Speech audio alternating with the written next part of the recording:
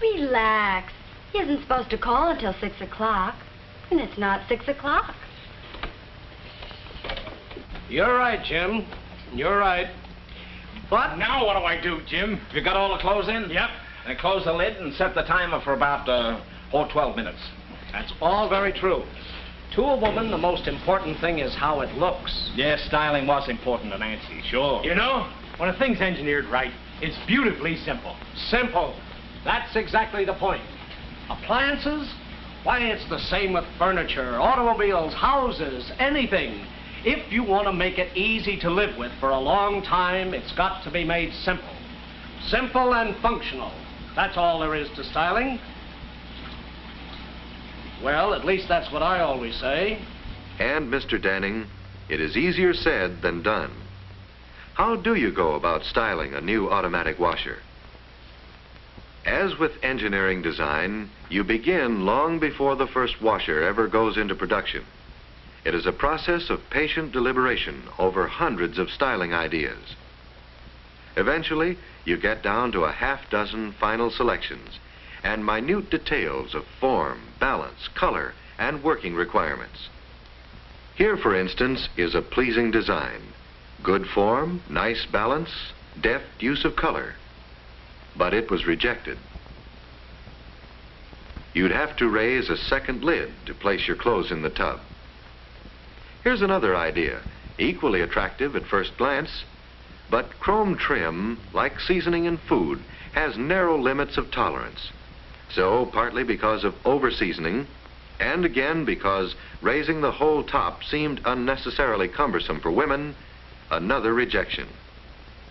So it goes, with rejections and refinements, measured always against the best interests of the ultimate user, leading at last to the one best styling design. A clean line, simply designed, purely functional beauty, and the long search is over. It is worth the effort because even though the average person, Charlie Danning, for instance, may not know why, he finds it easy to live with for a long time. Don't you ever inhale? Go ahead and deal. And stop gloating. Never figured to peg out on both of you.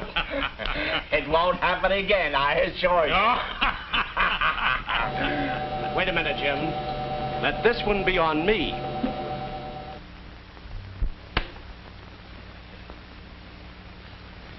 Well, I suppose Nancy'd be lost without it now. Without what? Well, that complete laundry outfit. Oh, yes, I guess you would. Marilyn, too. I guess we all would. Service is expensive, huh? Oh. Does that mean it isn't? Or you don't know? Both. We haven't needed service yet, but I'm sure Tom Mulligan stands squarely behind everything he sells. You can say that again. Tom Mulligan handles only the best, and he backs it up with good service. At least that's what I've always heard. A good name, worthy of friend-to-friend advertising, is a very desirable asset.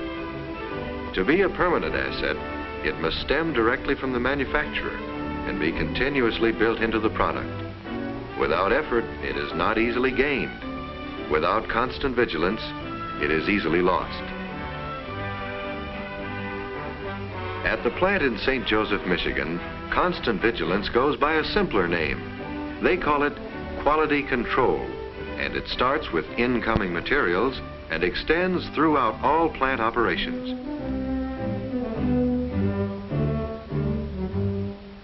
You find quality control in precise laboratory tests made before any quantity shipments of materials are accepted. You find quality control in giant operations that keep in mind the human factor. For safety's sake, all hands must be on the starter buttons before this press will operate. You find quality control in specially designed machines, such as this tangent bender. For greater strength, it forms the automatic washer cabinet from one piece of sheet steel. Then an automatic welding machine called a stitch welder completes the one-piece construction.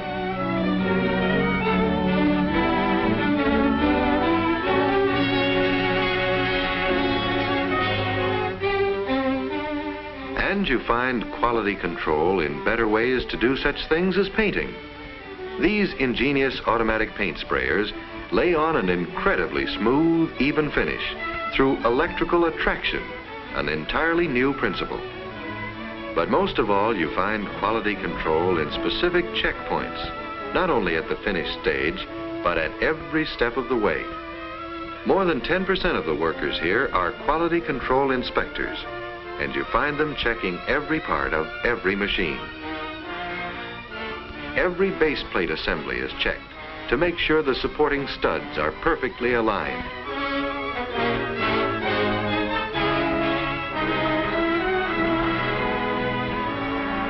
In soundproof, quiet rooms, running tests of all moving parts are made. In this instance, the gear case assembly. Every one is tested before it moves on. The heart of the suds return system is the two-way valve. Every one is checked for possible leaks before it moves on.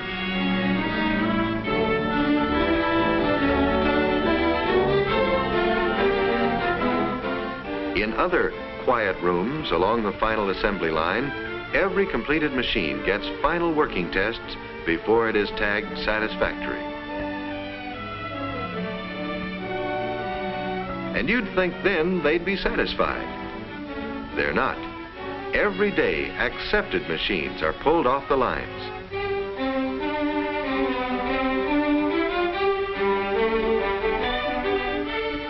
They're given complete and punishing test runs just to make sure again.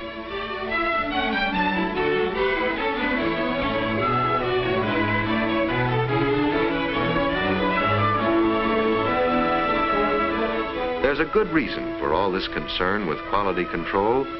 How to maintain the flow of mass production and maintain the highest quality standards at the same time is always a problem. But there is only one answer to the problem here. It is supplied by daily reports of quality control. If they should indicate serious trouble, there is a man here with power enough to say, "Stop the lines."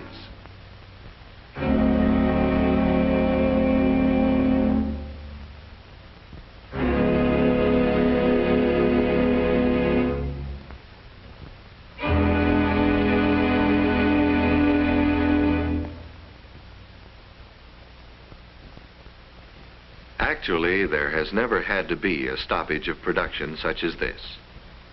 Quality control itself is the safeguard. New methods, better equipment, constant checking keep the rhythm of production on a 24-hour beat.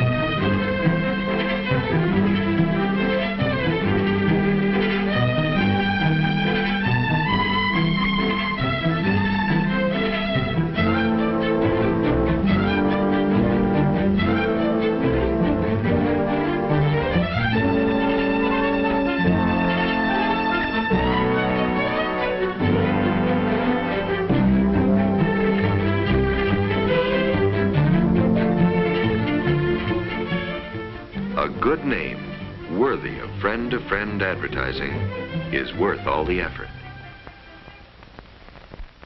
Carol, why don't you go in the water? Oh, I'm too lazy. Honestly, if Mother wonders out loud just once more how the men are making out, I'll scream. I wonder myself. Well, that's a mighty neat job if I do say so myself. Say, Jim, won't Nancy be surprised to see this? More likely amazed, Charlie, amazed. Oh, I don't know. No more than Claire and Emmy when they find out about your hidden talent for washing clothes. I've still got our wash to do. Me too.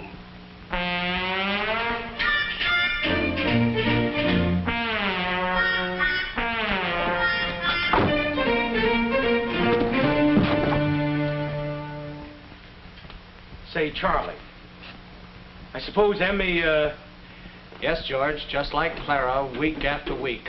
Why? Why not? They kind of deserve it. So let's really surprise them both. You mean the whole works just like this? What do you think, Jim? I think you two birds have been stalling your wives long enough. You can afford to give them a real holiday. Come on. Nuts. What's the matter?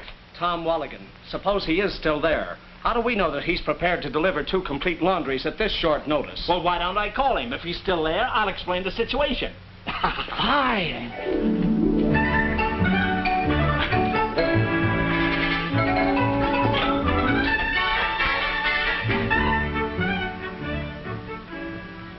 Please, Mr. Walligan, just a few minutes.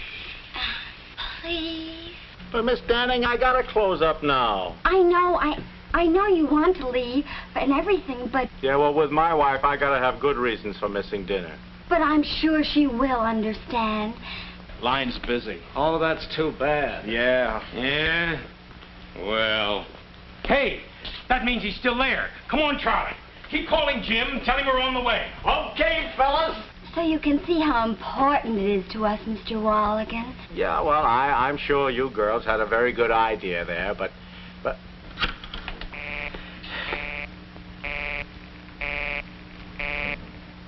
Remember the suffering Jets, Mr. Walligan? They never gave up till they won the women's vote. No sirree. Talk. I don't know what to say. Say anything.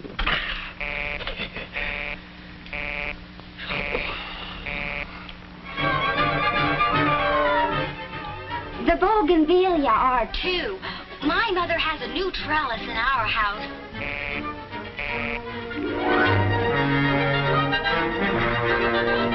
And Paul Revere riding all night.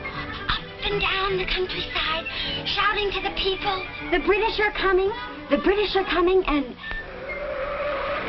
Glory be, the British are coming. Okay, kids, you win.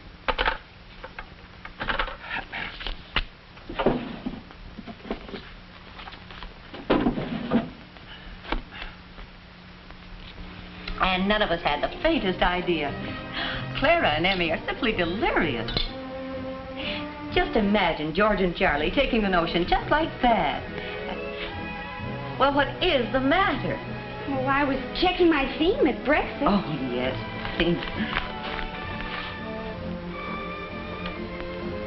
My goodness, Marilyn. You must have put a lot of effort into this. Mother, you'll just never know.